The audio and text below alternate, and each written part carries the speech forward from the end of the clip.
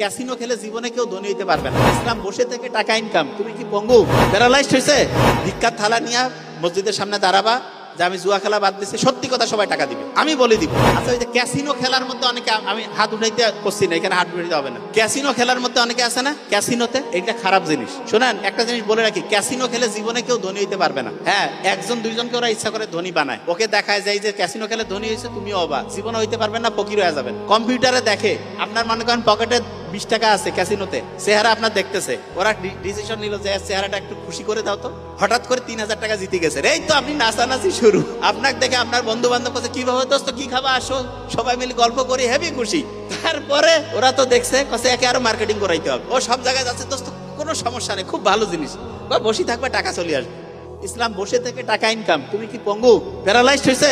ভিক্ষার থালা নিয়ে মসজিদের সামনে দাঁড়াবা যে আমি জুয়া খেলা বাদ দিচ্ছি, সত্যি কথা সবাই টাকা দিবে, আমি বলে দিব। টাকা পয়সার জন্য পরিশ্রম করতে হবে। মুহাম্মদ সাল্লাল্লাহু আলাইহি ওয়াসাল্লাম খুব অপছন্দ করে হচ্ছে তরুণ বয়সের এই যে পরিশ্রমহীনতা আছে না। আচ্ছা, অনেকে কয় যে না ভাই আমরা তো খুব পরিশ্রম করি। কি পরিশ্রম করো? সারাদিন ওই গল্প গুজব করে, সারাদিন ঘুরি বেড়ায়, সারাদিন হচ্ছে কোনো বইটির সাথে কানেকশন নাই, কোনো প্রোডাক্টিভ কাজ নাই।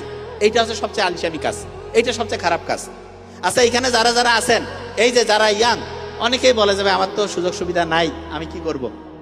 ইয়াং অবস্থায় সবচেয়ে ব্রেন, বিজ্ঞানীরা এখন দেখছে সবচেয়ে শার্প থাকে, ব্রেন সবচেয়ে অ্যাক্টিভ থাকে 18 বছর বয়সে।